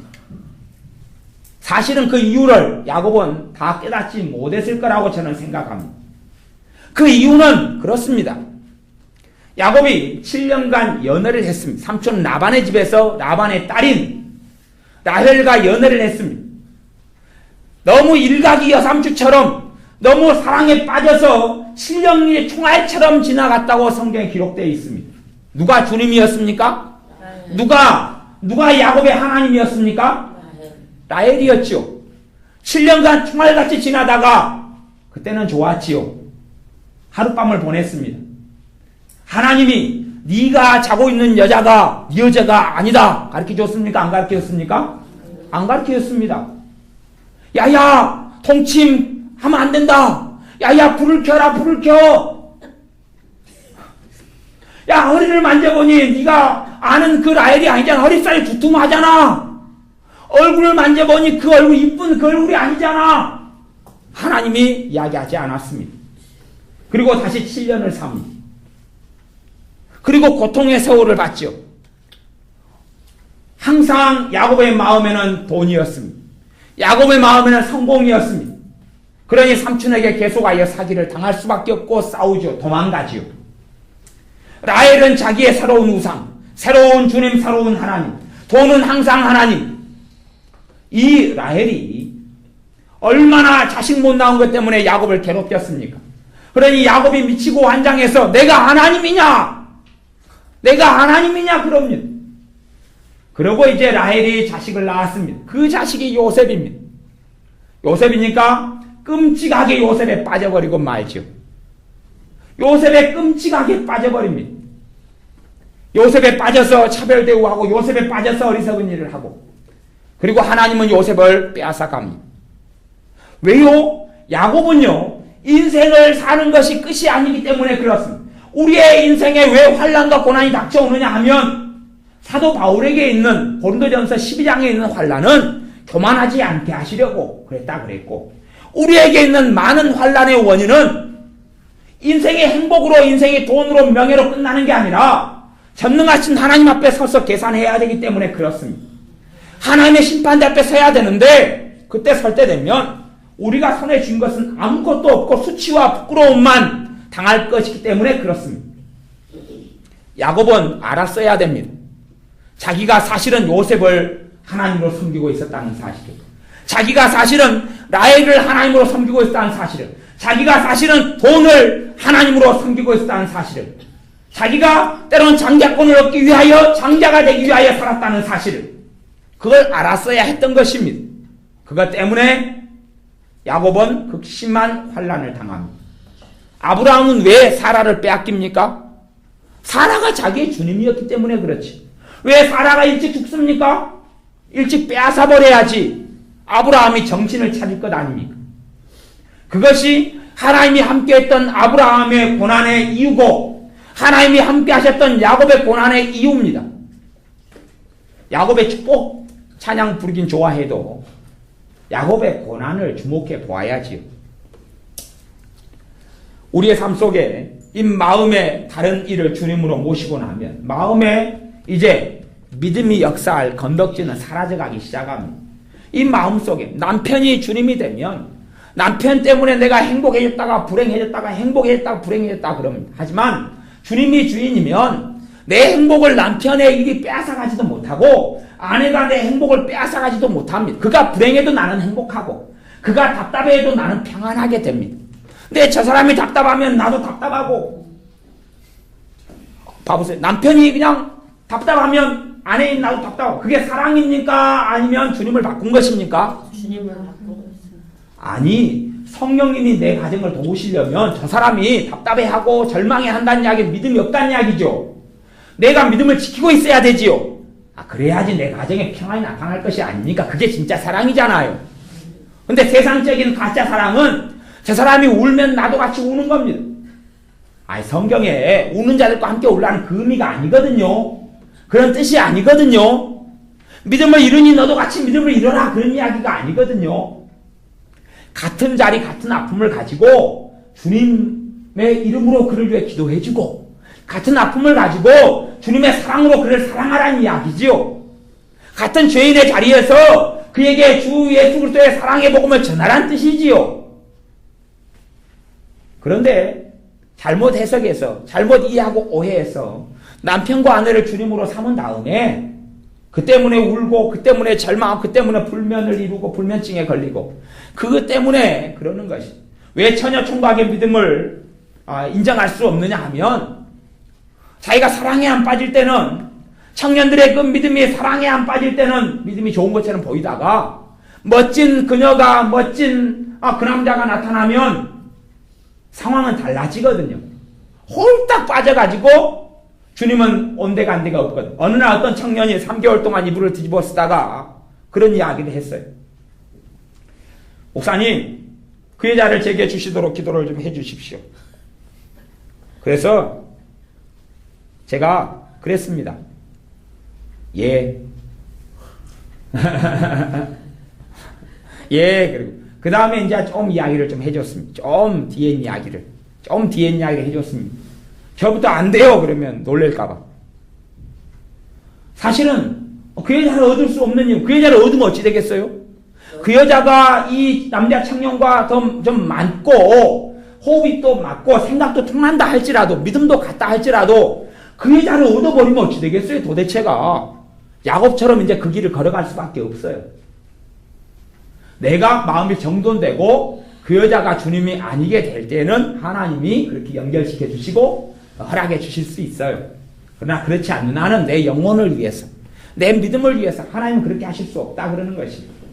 이 땅에 아무리 좋은 가정을 꾸려도 남편이 있는 자는 없는 자처럼 없는 자는 있는 자, 아내가 있는 자는 아내가 없는 자처럼 남편이 있는 자는 남편이 없는 자처럼 살아가라. 그렇게 고린도전서에 말씀하고 있어요. 다시 로마서 10장 11절 말씀을 읽습니다. 성경에 이르되 누구든지 저를 믿는 자는 부끄러움을 당하지 아니하리라. 누구든지 누구를 믿는 자는요 주님을 믿는 자는 부끄러움을 당하지 아니하리라. 이제 지성적인 믿음은 아닙니다.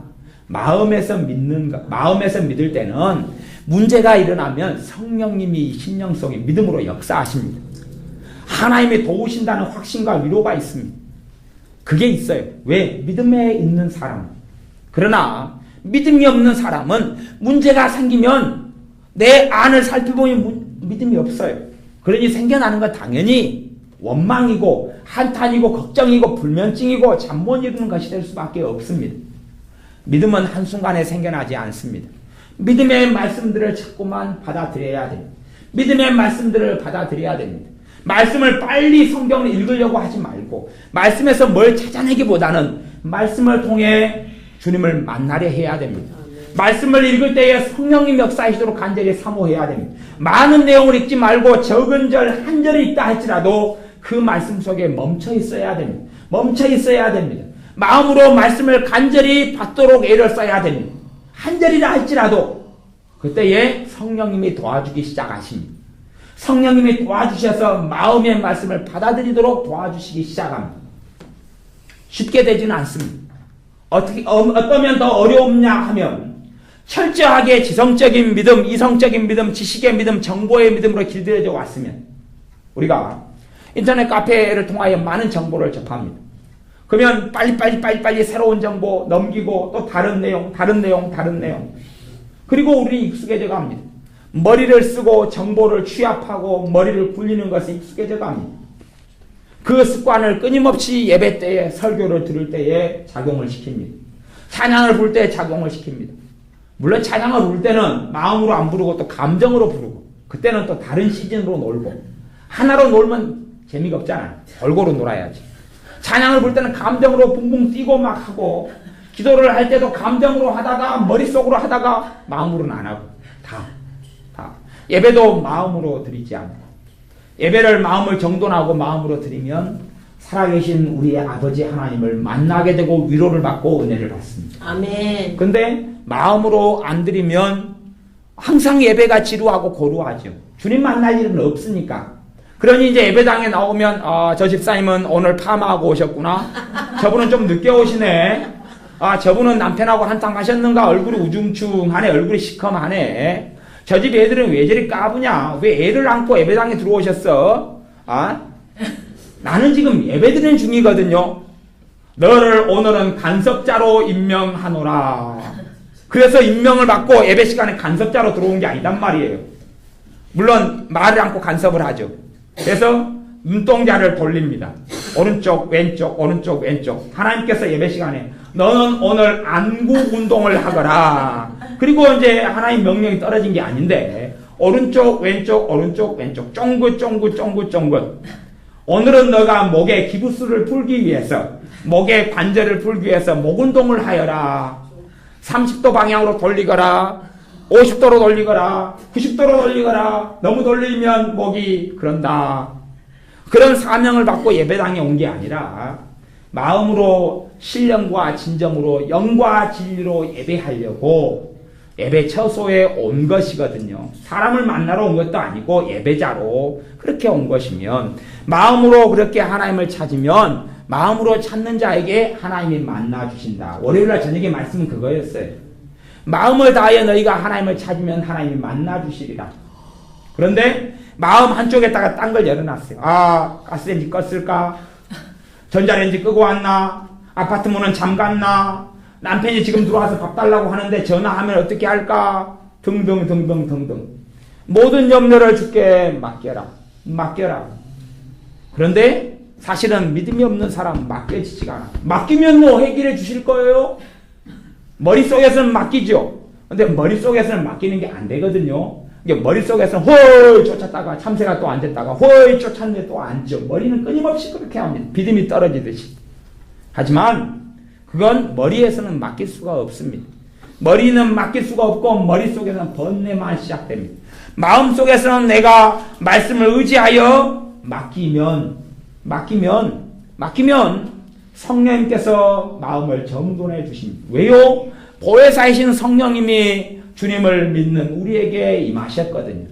보혜사이신 성령님이 내가 떠나가는 게 너에게 유익이라 말씀하신 진리의 영이신 성령님께서 우리와 함께 하시기 때문에 그렇습니다.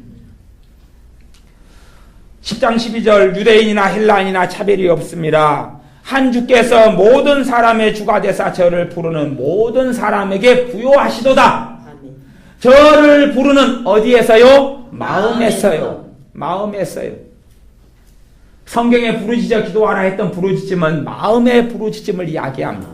한나가 소리가 적었더라도 마음에서 간절히 부르짖었더니 주님께서 엘리 제사장의 눈에 보기엔 술 취한 여자같이 보였지만 하나님 보시기에는 아닌 믿음의 사람, 주님을 마음으로 의지하는 사람으로 보셨기 때문에 그에게 사무엘을 주셨고 그 외에도 많은 자식을 허락하셨습니다. 저를 부르는 모든 사람에게 부요하시도다. 누구로 부릅니까? 주님으로요. 마음에서 주님으로요. 내 인생의 주님, 내 삶의 주님, 내 가정의 주님, 내 건강의 주님으로요. 마음에서 부르는 사람에게 부요하시도다. 첫째는 무슨 부요가 일어납니까? 심령의 부요, 내 영혼의 부요가 일어납니다. 영혼의 부요 중에 하나 첫째는 평안이 찾아오기 시작합니다. 평안이 든든해져 갑니다. 그리고 풍파가 쳐도 요동하지 않는 속사람의 강건이 찾아오기 시작합니다. 마음의 강건이죠. 무릇 지킬 만한 것보다 너의 마음을 지켜라. 생명의 근원이 이에서 남이. 왜 마음을 지키는 게 중요합니까? 마음에서 말씀이 들어오고 마음에서 믿음의 말씀이 역사하고 마음에서 성령이 역사하기 때문에 그렇습니다. 마음에서 의심이냐 불심이냐 신앙이냐 주님을 신뢰하고 의뢰하고 따라가는 것이냐, 여호와를 마음을 다하고 의뢰하고 내 명철을 의지하지 말라. 잠언 3장 5절입니다. 마음을 다하여 여호와를 의뢰하고 내 명철이 뭡니까? 지식, 지혜, 내 생각, 내 분별력, 내 논리, 그것을 의지하지 말아라 하는 이야기입니다. 그래서 나오는 게 로마서 10장 13절입니다. 그러므로 주의 이름을 부르는 자는 구원을 얻으리라. 봐요. 부요함에 대한 이야기를 하죠. 여기서 구원은요, 단지 천국 가는 구원만 이야기하는 게 아니라 토탈적인 것을 이야기하는 것입니다. 이 땅의 삶 가운데 정말 주님 보시기에 주님의 건져내심이 필요한 것, 주님의 도우심이 필요한 것, 그것을 총체적으로 구원이라고 이야기합니다. 혈루증 앓린 여인에게 따라 내 믿음이 너를 구원하였으니, 어떤 구원요? 혈루증에서, 병에서 놓여 구원받은 것이죠. 시편에서 구원도 그 전체적인 구원의 의미로 사용합니다. 성경의 구원의 의미는 단지 영혼의 구원만을 이야기하지 않습니다. 영혼의 구원만을 이야기한다면 성경은 그렇게 이야기할 겁니다. 하나님은 그렇게 말씀하실 것입니다. 기도하지 말아라. 그것은 내가 도와줄 수 없다. 돈 문제 놓고 기도하지 말아라. 도와줄 수 없다. 자식 문제 놓고 기도하지 말아라. 네 영혼만 구원받고 끝내라. 도와줄 수 없다 그랬을 것입니다. 그러나 주님은 이 땅에 오셔서 하시는 반복적인 말씀이 구하라 그러면 주겠다. 찾으라 그러면 찾게 될 것이다. 너희가 이제는 내 이름으로 구하지 아니하였으나 내 이름으로 구하라 내가 시행하리라. 아멘. 그렇게 말씀하신 것입니다. 마음에서 믿어서 기도하는 것입니다. 아멘. 여러분이 하나님의 말씀들을 마음으로 받아들이셔야 됩니다. 아멘. 이성과 머리와 논리와 정보를 스톱을 시켜가기 시작하고, 그것도 필요하지만 말씀을 이해해서 마음에 받아들이기 위하여 지식도 필요하고 논리도 필요하지만, 그러나 머리에서 그치는 이해와 논리와 이성과 지식과 정보는 안 된다는 이야기입니다. 머리에서 그치면 안 됩니다. 이해해서 그치면 안 되고 마음속에 들어와서, 믿음은 여러분이 만들어낼 수 없습니다. 믿음은 여러분이 양산할 수 없습니다. 말씀이 들어와야 믿음이 역사하는 것입니다. 믿습니다. 믿으려고 내가 애를 씁니다. 믿어보려 합니다. 그건 머릿속에서 하는 이야기입니다. 정신에서는요, 내가 믿으려고 애를 씁니다 라는 말이 나올 수밖에 없습니다. 왜냐하면 애를 쓰지만 안 믿어지거든요. 하지만 말씀이 마음속에 들어오고 받아들이기 시작하면 성령님께서 말씀을 믿음으로 만들어내시는 것입니다. 말씀이 들어오면 말씀이 나를 변화시키기 시작합니다. 봐보세요. 너희는 내가 일러준 말로 깨끗하게 되었으니 말씀과 기도로 거룩해지민이라. 성경을 윤리적으로 읽는 사람은 성경 읽습니다. 겸손하라. 그러면 이제 묵상을 합니다. 아, 내가 오늘 하루는 겸손하게 살아야 되겠구나. 그걸 기도합니다. 하나님, 겸손하게 살게 주옵소서. 예수님의 이름으로 기도합니다. 아멘. 그러지요. 겸손하라는 말씀을 가지고 겸손해야 되겠구나. 내가 어디서 교만했는가? 가정에서 내가 교만했는가? 직장에서 교만했는가? 집사님들과의 관계, 교회에서 교만했는가? 등등의 묵상을 합니다. 하지만 그것은 머리를 사용하는 것입니다. 그런 식으로 윤리적으로 성경 읽는 것이 아니다, 그런 말입니다. 진짜 말씀은 윤리적으로 읽는 게 아니라, 진짜 말씀은요, 겸손하라. 그것을 내가 마음에 받아들이잖아요. 성령님께서 이 말씀을 가지고 나를 겸손한 사람으로 바꾸어 가십니다. 도덕책은 겸손해라. 윤리도 겸손해라 그럽니다. 석가모니가 쓴 불경이 그 사람이 다 썼는지 안 썼는지 몰라도 막 팔만대장경 거기에도 겸손도 이야기하고 등등등등 다 이야기합니다. 성경과 비슷하게 보이는 구절들이 많습니다. 하지만 그것은 지식이고 그건 말이고 논리고 이 말씀은 생명이다 하는 것입니다. 그러니 윤리책에서 겸손하라. 아이들 초등학교 교과서에서 바른 생활에서 착하게 살아라 하는 것하고 성경에서 착하게 선하게 살아라 하는 것은 다르다 그런 이야기입니다. 하나님의 말씀은 선하게 살아라는 말씀을 만나처럼 먹으면 마음에서 받아들이면 내가 말씀에 따라 선한 사람으로 변해가기 시작합니다. 변해가기 시작하는 것이에요. 그게 말씀이 살아있다 능력이 있다 하는 것입니다. 회개하라 단순히 회개하라가 지성과 이성으로 받아들이면 회개해야 되겠구나. 뭘 회개할까? 무슨 목록? 무슨 죄 리스트? 어떤 뇌죄? 어떤 허물? 그러지만 회개하라는 말씀을 내가 받아 먹으면 성령님께서 죄를 깨닫게 하시고 역사하신다 그 말입니다. 회개하는 삶 속에 나를 들어가게 하시며 나로 하여금 주님을 더 가까이 찾게 하시며 닮아가게 역사하신다 그 말입니다. 차이가 있어요. 차이가 있어요.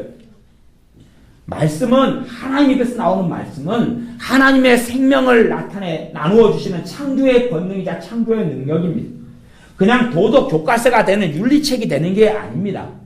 겸손하라, 봉사하라, 섬기라. 아멘, 섬겨야지. 누구한테 섬기지? 구제하라. 내가 지금 돈이 남아도는 돈이 500원이 있는데 누구한테 구제할까? 누가 돈 필요하지? 저도 오랫동안 그렇게 큐티하고 그렇게 묵상을 해왔습니다. 근데 그런 묵상이 아니다 그 말이에요. 하나님의 말씀의 묵상은 그게 아니라 말씀을 마음에서 받아들이는 것입니다. 그럴 때에 믿음이 생겨나요. 믿음이 역사하지요. 그리고 주님께서 함께 하심을, 주님의 말씀이 진리임을 믿게 되는 것입니다. 사실과 진리의 차이가 있어요. 사실은요, 이 허공에 공기가 있습니다. 공기가 있어요. 여기에 공기가 있다는 것을 믿으나 안 믿으나 큰 차이는 없습니다. 이게 사실이에요. 사실. 세상에서는 이걸 진리라 그럽니다. 변하지 않는 불변의 것이라고. 하지만 뭐 진리입니까? 여기 진공기 대놓고 공기를 빨아내버리면 되죠. 그러면 여기는 공기가 없어집니다. 그건 다 변합니다. 사실은 변해요. 태양이 언제나 저렇게 있을 것 같지만 요한계시록의 때가 되면 그 태양도 빛을 잃습니다. 변합니다. 하지만 진리는 변하지 않습니다. 태양이 빛을 잃어도, 별이 빛을 잃어도, 별이 떨어져도 하나님의 말씀은 세세토록 있도다. 아멘. 영원토록 있도다 그럽니다. 이 말씀이 천국 가서는 필요 없을 것 같습니까? 오산입니다. 천국 가서는 말씀이 필요 없는 게 아닙니다. 영원토록 세세토록 있다 그랬습니다. 하나님의 말씀은 진리는 세세토록 있습니다. 영원한 하나님의 말씀이라고 되어 있습니다. 이 말씀은 영원한 능력을 바랍니다. 그렇기 때문에 말씀을 단지 사실이나 지식으로 알면 거기에서 이제 주님 만날 수 없습니다. 거기에서 우리의 예배는 죽어가고 권태로워지고 우리의 신앙은 처음 사랑을 잃어갑니다. 하지만 마음에서 내가 주님을 찾고 마음에서 말씀을 받아들이면 마음을 써서 주님을 받아들이고 마음을 다해서 아버지 하나님을 찾고 구하고 말씀을 베레아 사람처럼 하나님 말씀이 간절한 마음으로 말씀을 받아서 말씀이 그러한가 하고 상고 아니라 말씀을 살펴서 정말 그러한가 하고 살펴보고 그러니까 내가 받아들이려고 단순하게 누가 전하는 것이 맞구나 그런 게 아니라 그걸 보고 말씀을 보고 확인하는 것이죠. 그렇구나 맞구나 말씀이 그렇다고 증거하는구나. 그래서 말씀을 받아들이는 것입니다. 그렇게 나갈 때에 우리의 믿음이 성장해 갑니다. 말씀이 없이는 마음에 들어가는 말씀이 없이는 믿음은 성장하지 않습니다. 믿음이 성장한다는 것은 다른 말로 하면 우리가 거룩해져 간다는 것이고 다른 말로 하면 주님과 가까이 점점 지내게 된다는 이야기고 다른 말로 하면 성령님과 동행한다는 이야기고 하나님과 함께 거하여 너는 나로 더불어 먹고 나는 너로 더불어 먹으라는 말씀이 실현된다 하는 이야기입니다.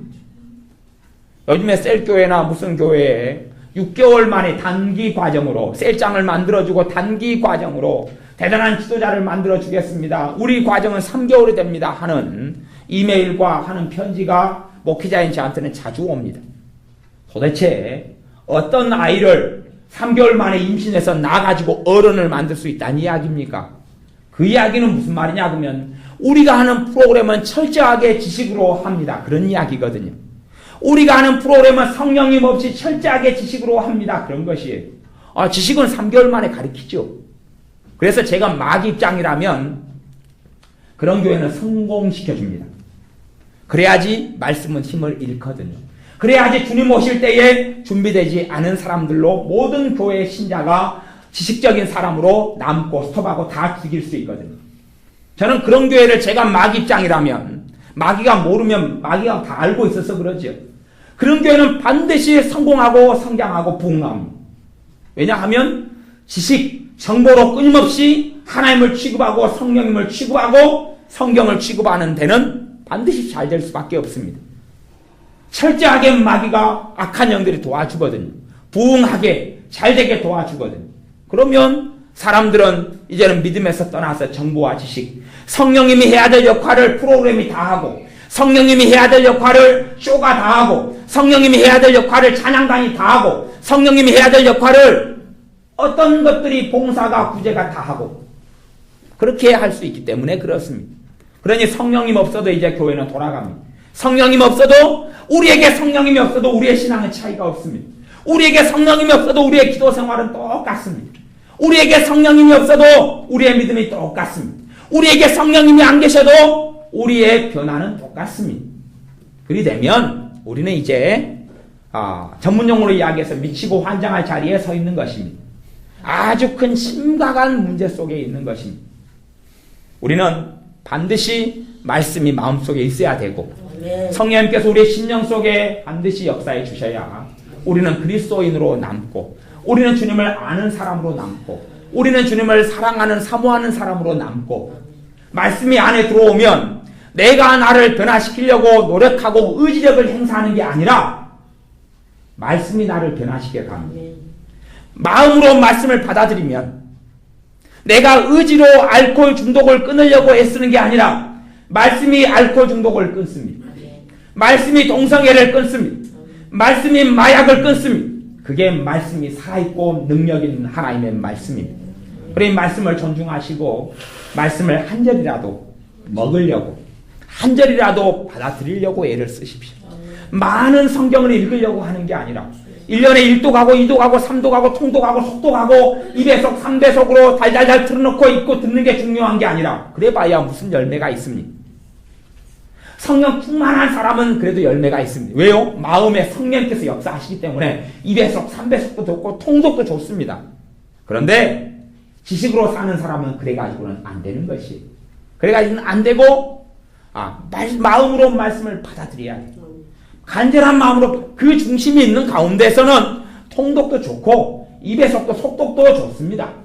마음으로 말씀을 간절히 받고 성령님께서 이 말씀을 읽고 듣는 시간에 역사하시기를 간절히 원하고 사모하면 하루, 이틀, 3일, 첫 주, 2주, 3주, 한 달, 2달, 석 달 달라져 가기 시작할 겁니다.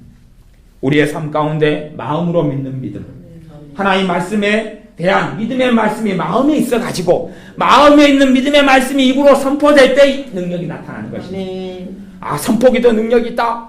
예수의 이름으로 어쩌라 선포 맨날 해봐야 머릿속에 있는 거 끄집어내가지고 입으로 선포해봐야 안 된다고 성경에 나와 있는 것이죠. 그러죠? 마음에 있는 믿음의 말씀이 어디에 있어서요? 내 입에 있어서 나올 때에 하나님의 능력이 나타납니다. 너희가 말하는 것이 이룰 줄 믿고 명하면 그대로 되리라. 아멘. 마음에 믿고 기도하겠습니다.